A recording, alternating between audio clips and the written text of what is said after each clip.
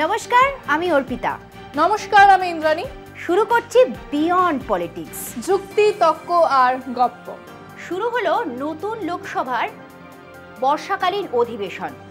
জেতেনি, কিন্তু বিরোধীরা কয়েকটা আসন বেশি পেয়েই প্রোটেম স্পিকার পদ নিয়ে ঝামেলা করছে। একেবারেই উল্টোটা বললি। প্রোটেম স্পিকার, যার কাজ হলো লোকসভার নতুন সদস্যদের শপথ দেওয়ানো, আরে তাকে বেছে নেওয়ার একটা সংসদীয় রীতি থাকে।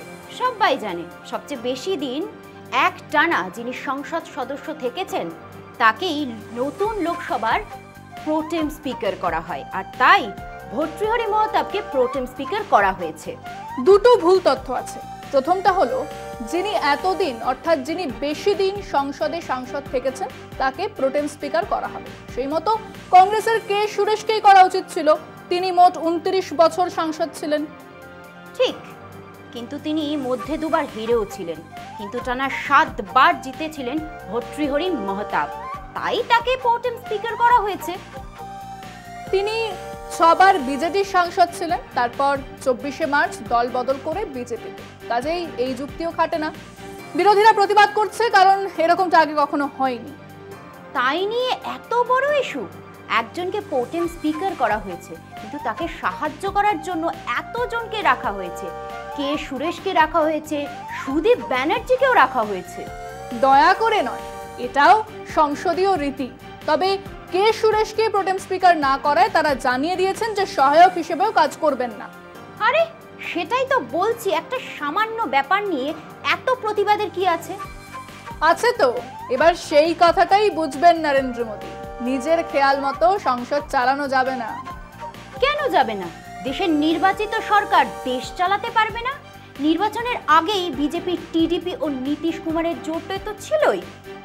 তা ছিল, কিন্তু গতবারের মতো এবার বিজেপির কাছে একক সংখ্যাগরিষ্ঠতা নেই, তাই তাদের সমঝে চলতে হবে। আর একক সংখ্যাগরিষ্ঠতা পেলেই তারা নিজেরা যে বিল আনতো সেটা আর আসবে না। তুমি মোদিজিকে চেনো না, যা যা করবেন বলেছিলেন সব করবেন। সরকারের প্রধানমন্ত্রী হয়েছেন, যা যা বলেছেন সব করবেন। শুরুতেই দেখে নাও, এই প্রথম তো প্রশ্নপত্র লিকের ঘটনা ঘটেনি, তবে এর মধ্যেই এনটিএর মাথাকে সরানো হয়েছে, সিবিআই তদন্ত শুরু করেছে, প্রোটেম স্পিকার নিয়ে কথা বলতে কিরেন রিজিজুকে পাঠানো হয়েছে। এই সবই হলো ওই পরিবর্তন। তুই দেখে নে, এবং আপনারাও বরং দেখে নিন আমাদের প্রতিবেদন, এই সরকার, নতুন সরকারে কি কি বদল আসবে। প্রথম হলো পিএমও থেকে সরকার চলবে না। মোদি মন্ত্রিসভা চলতো পিএমও থেকে। যা করবেন মোদি করবেন। অন্যান্য দপ্তরের সেক্রেটারিদের নির্দেশ দিত প্রধানমন্ত্রীর দপ্তর, সেটা একেবারে বন্ধ হবে। গোটা সরকার একজনের কথায় চলবে। রাত 8টায় অর্থমন্ত্রীও জানেন না কি হতে চলেছে, প্রধানমন্ত্রী ক্যামেরার সামনে এসে মিত্র বলে হাঁক দেবেন, ওটা আর চলবে না। অর্থমন্ত্রী প্রধানমন্ত্রীর নির্দেশ মেনে একা একা বাজেট তৈরি করে ফেলবেন। রেলমন্ত্রীর বদলে হারা ঝান্ডা নিয়ে মোদিজি হাজির থাকবেন। সড়ক থেকে হাসপাতাল সব কিছুর উদ্বোধন করবেন ওই একজন। ভুলে যান, তা আর সম্ভব নয়। মানে এই মন্ত্রিসভাকে হয় যৌথ সিদ্ধান্তের ভিত্তিতে চলতে হবে, না হলে সরকার কেবল এই কারণেই পড়ে যাবে। মোদিজিকে শিখতে হবে কোয়ালিশন সরকারের কাজের ধারা, যা তার মাথাতেও নেই। নিজেকে ভগবান ভেবে ফেলা মোদিজির পক্ষে এটা খুব শক্ত কাজ, আর সেটা না করতে পারলে সরকার পড়ে যাবে।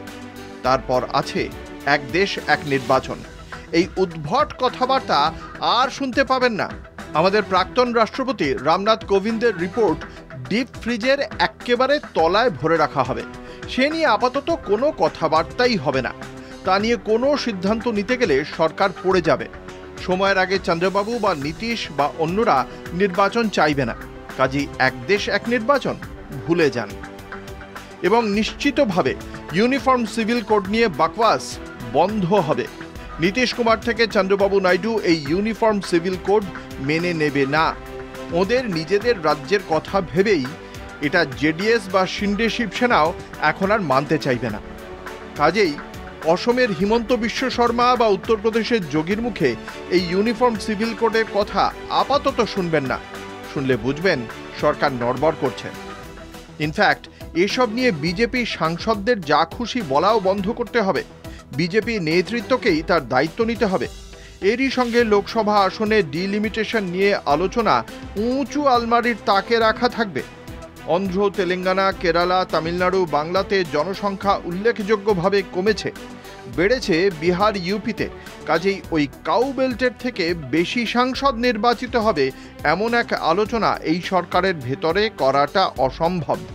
আর ডিলিমিটেশন না হলে মহিলা বিল লাগু হওয়াটাও আটকেই থাকবে, কারণ মহিলা বিল পাশ হয়েছিল এই শর্তে যে আগে ডিলিমিটেশন হবে, তারপর মহিলা বিল লাগু হবে। ডিলিমিটেশনের কথা তোলারও সাহস করবে না এই মোদী সরকার। তাই এই দুই দলকে বিজেপি ভাঙবেই, ভাঙার চেষ্টা করবে। সমস্যা একটাই, দুই দলের দুই নেতাই সে কথা জানেন। এসব তো তোমার ধারণা। এই যে প্রতিবেদন দেখালে, এটা যে সত্যি হবে তুমি কি করে জানলে? কারণ আমরা গদি মিডিয়ার সাংবাদিক নই, কারণ আমরা রাজনৈতিক গতিপথ বোঝার চেষ্টা করি, কারণ এসব এনে মোদী সরকার নিজের বিপদ ডেকে আনতে চাইবে। শোন, এই নিয়ে কাল আবার কথা বলবো। আজ সময় শেষ, আজ এখানেই শেষ করছি। আগামীকাল আবার হাজির হব বিয়ন্ড পলিটিক্স, যুক্তি, তর্ক আর গপ্প নিয়ে। আমিও হাজির হব আমার জবাব নিয়ে। কিন্তু শেষ করার আগে বলি, আমাদের এই অনুষ্ঠানে যারা থাকতে চান 30, 40 অথবা 50 সেকেন্ডের একটা ভিডিও করে আমাদের হোয়াটসঅ্যাপ নাম্বারে পাঠিয়ে দিন। আমরা শামিল করব আপনাদেরকে। কোনটা হরাইজন্টালি কাউকে ধরতে দিন, তারপর রেকর্ড করুন, ভিডিও পাঠিয়ে দিন। ভিডিও যেন 50 সেকেন্ডের বেশি না হয়। আজ চললাম, নমস্কার।